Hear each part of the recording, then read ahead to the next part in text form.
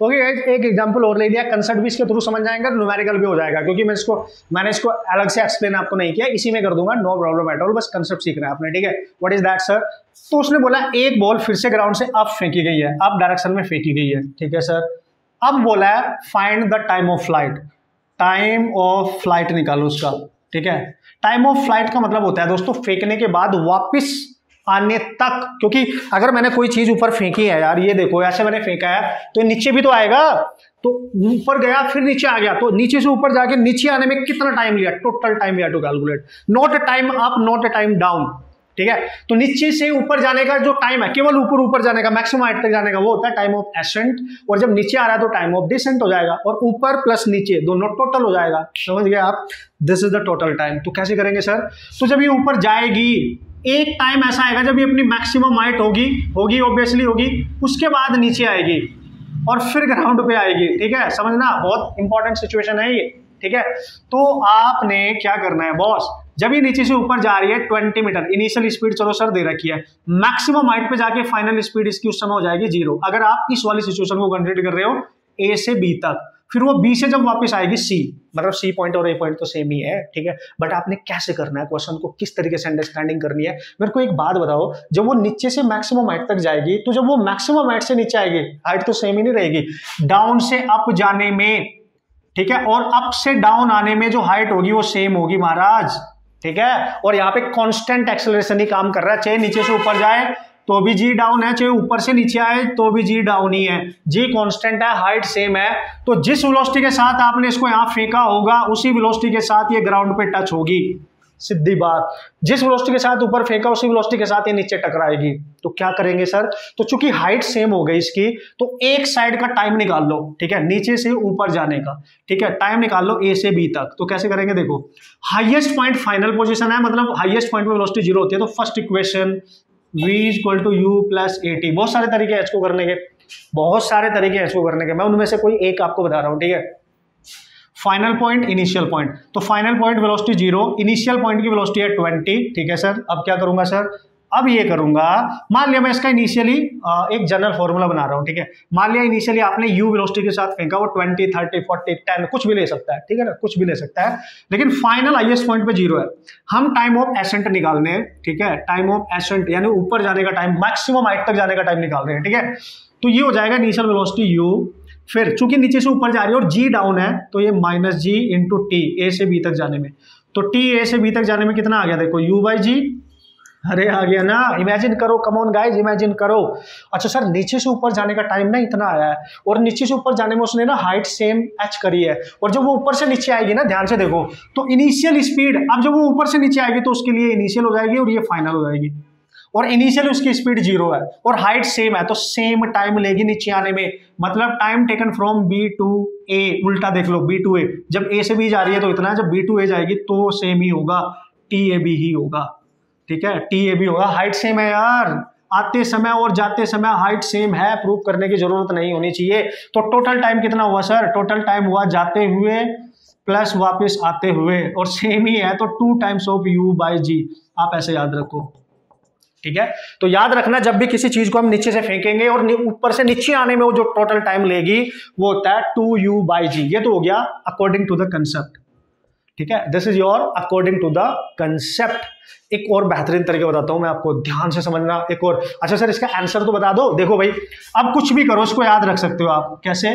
2/10 u दे रखा है, 20 दे, 30 दे, 40 दे, what ever कुछ भी दे, u की वैल्यू पुट करो, आंसर आ जाएगा 4 सेकेंड, ऑब्वियसली 4 सेकेंड, ठीक है। टोटल टाइम उसको फेंकने के बाद नीचे आने तक लगेगा 4 सेकेंड, ठीक है ना, 4 सेकेंड। जैसे यार आप क्रिकेट खेल रहे हो, कभी कभी होता है ना गेम में, क्रिकेट के गेम में, जैसे मेरे हाथ में बैट और मैंने उसको बॉल को मारा और वो फुल टॉस टाइप की आ गई और मैंने मारा, फटाक वो सीधी ऊपर चल गई सर के ऊपर, तो स्ट्रेट मोशन कर रही है और नीचे भी तो आएगी ना जो बंदा उसको कैच करेगा, नीचे से ऊपर जाने में, ऊपर से नीचे आने में जो टोटल टाइम लगा 4 सेकेंड। अब यार देखो, समझ गए होंगे, आपके दिमाग में एंटर कर गई होगी सिचुएशन क्या है, ठीक है। एक और बेहतरीन विजुअलाइजेशन आपको बताता हूं। देखो इस केस में होता क्या है, देखो अगर टेक्निकली आप इसको समझो, प्रैक्टिकली क्या है, जब बॉल नीचे से ऊपर जा रही थी ना, तो उसकी स्पीड देखो कितनी है, 20 मीटर पर सेकंड है सर। तो इसका मीनिंग क्या है? और जबकि जब ये नीचे से ऊपर जाएगी ना, नीचे से ऊपर जा रही है, ठीक है सर, एक समय आएगा जब ये यहाँ पे 0 होगी फाइनल, और जब ये नीचे आएगी, नीचे आएगी, नीचे आएगी, ठीक है सर, बिल्कुल सही बोल रहे हो। जब ये नीचे आ रही होगी ना, इसकी वेलोसिटी डाउन होगी, तो जी तो हमेशा डाउन ही है। ऊपर जाते हुए जब ये ऊपर जा रही थी, जी फिर भी डाउन है। तो जब ये नीचे से ऊपर जा रही थी, तो उसकी जो वेलोसिटी थी उसके अपोजिट है। देखो जी, वेलोसिटी ऊपर, जी नीचे। लेकिन जब नीचे आ रही है तो वेलोसिटी नीचे है, ठीक है, और जी भी नीचे। तो जी यहाँ इसको सपोर्ट कर रहा है, ठीक है, जी इसको आते हुए सपोर्ट कर रहा है, जाते हुए कम कर रहा है। इसलिए जब नीचे से ऊपर फेंकते हैं तो स्पीड कम होती है, ऊपर से नीचे आने पे स्पीड बढ़ जाती है, क्योंकि जी उसको सपोर्ट करता है। ऊपर जाते हुए जी उसको रिटार्ड करता है, अपोज करता है, ठीक है ना। तो सर कहना क्या चाहते हो, ध्यान से समझना। जो स्पीड मैंने दी है वो कितनी है, 20 मीटर पर सेकेंड, और जी की वैल्यू कितनी होती है, जी की वैल्यू है 10 मीटर पर सेकेंड स्क्वायर। अगर आप ध्यान से देखो गाइस, इस जी को आप ऐसे भी लिख सकते हो 10 मीटर पर सेकेंड डिवाइड में पर सेकेंड। ओ तेरी, अच्छा ये तो हमने सोचा ही नहीं था। सोचो ना, ये करने की जरूरत ही नहीं पड़ेगी भाई। देख लो, तो क्या करना है सर, देखो अगर मैं देखो ना, मीटर पर सेकेंड स्क्वायर है ना, एक सेकंड मैंने यहाँ ले लिया, एक यहाँ, तो ये क्या बता रहा है जी का मतलब होता है जो स्पीड है उसका रेट ही तो है ये। तो क्या है ये, देखो 10 मीटर पर सेकेंड है ना, जी क्या कर रहा है 10 मीटर पर सेकेंड वेलोसिटी को पर सेकेंड, है ना, वेलोसिटी को एक सेकंड में, जो वेलोसिटी है वो चेंज आ रहा है उसमें 10 मीटर पर सेकंड का, एक सेकंड में, यानी हर एक सेकंड वो 10 मीटर पर सेकंड से कम होगी ऊपर जाते हुए। तो 20 के साथ फेंकी तो एक सेकंड के बाद कहीं पे वो 10 हो जाएगी, यहाँ पे समझना अब, है ना, यहाँ पे हो जाएगी वो 10। फिर नेक्स्ट एक सेकंड के बाद, है ना, नेक्स्ट चूंकि 20 है ना टोटल, नेक्स्ट एक सेकंड के बाद वो खत्म हो जाएगी, क्योंकि जी क्या कर रहा है उसका अपोज कर रहा है। तो एक सेकंड में 10 कम कर रहा है, ये है 20, तो एक सेकंड में 10 कम करेगा तो 10 बचेगी। मान लें यहाँ 10 है, अब उसके पास 10 है।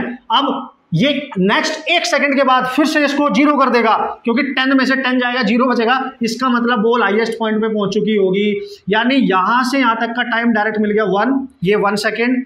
फिर यहां से यहां तक का टाइम डायरेक्ट मिल गया 1 सेकंड, और चूंकि अब वेलोसिटी 0 हो चुकी है, तो नीचे से ऊपर जाने का, हाईएस्ट पॉइंट तक जाने का जो टाइम आ गया वो आ गया आपका, दिस इज 112 सेकंड, है ना, दिस इज 2 सेकंड। समझ गए, नीचे से ऊपर जाने का।